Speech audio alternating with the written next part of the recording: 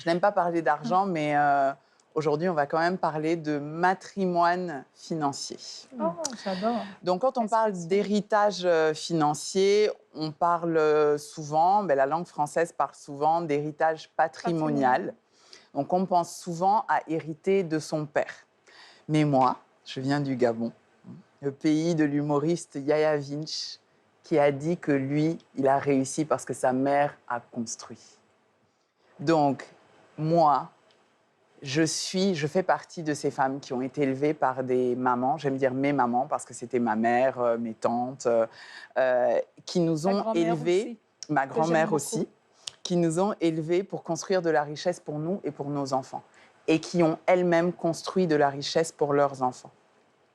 Alors le mot patrimoine est un mot emprunté au latin, patrimoninum, qui représente les biens de la famille, les biens hérités de ses parents, ce qui est considéré comme une propriété transmise par ses ancêtres. Et j'ai voulu utiliser aujourd'hui le mot matrimoine, qui est un mot modernisé que l'on retrouvait dans le français médiéval pour désigner les biens spécifiquement hérités de sa mère. J'ai emprunté ce mot à une jeune femme qui s'appelle Francesca Thaïs, qui est une spécialiste de l'investissement financier, dont vous pourrez trouver le compte sur Instagram qui s'appelle l'École du matrimoine. Et elle ne travaille qu'avec des femmes parce qu'elle considère qu'on a une approche à l'argent qui est différente et qu'on épargne et qu'on investit différemment. Je pense qu'il est important qu'on se considère en tant que femme comme créatrice et constructrice à part entière de notre propre matrimoine, donc, plutôt que juste contributrice au patrimoine du foyer.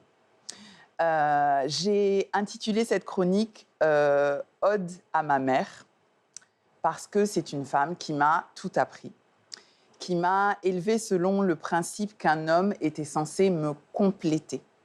Et que comme ça, si je n'avais pas la chance d'en trouver un de bien, un qui me convienne, un qui me chérisse et qui sache me garder, que ça ne m'empêche pas de construire seule de grandes choses.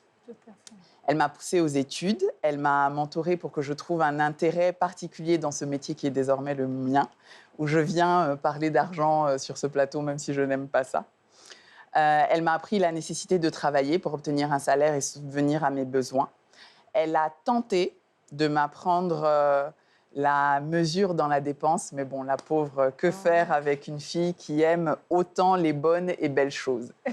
Mais surtout, elle m'a appris à investir. Dans la pierre, mais pas que. Investir dans les petites et les grandes affaires. Et elle m'a appris que pour investir, il faut être éduqué, préparé. Que cela demande de développer une capacité à prendre des décisions difficiles rapidement pour s'enrichir, mais aussi pour éviter de s'appauvrir. Le tout en respectant un code moral, parce que je l'ai déjà dit ici, un bon sommeil vaut mieux qu'un bon lit. Et grâce à elle, la vie dont je rêvais, je me l'offre.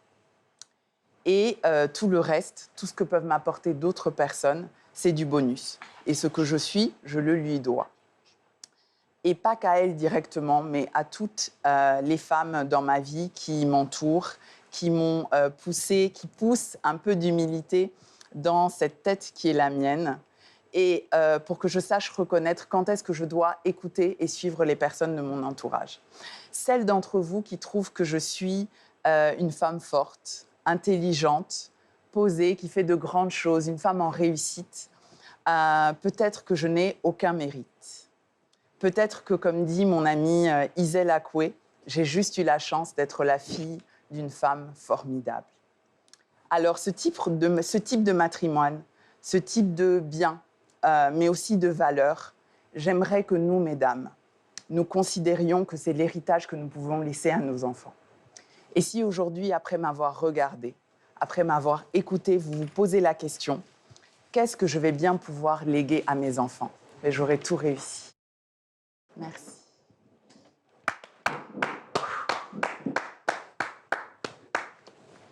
Tata Nunu, tu me fais pleurer. La fille de Cassie Perpétue. C'est toujours... Ta chronique me fait tellement penser à ma mère. Ouais. En fait, c'est une femme qui s'est énormément battue. Et tu ne peux pas savoir, en dehors des du matériel qu'elle nous a laissé, c'est les valeurs pour se construire qu'elle a pu nous inculquer. C'est une femme qui sait, nous sommes fratries de trois pères différents et elle s'est battue, mais Comme une pour nous, Amazone. voilà, pour nous laisser un patrimoine. Elle nous a laissé des maisons, elle nous a laissé des terres, elle nous a laissé des bouts de forêt. Mais c'est... Non, c'est un... Merci Vanessa. C'est magnifique.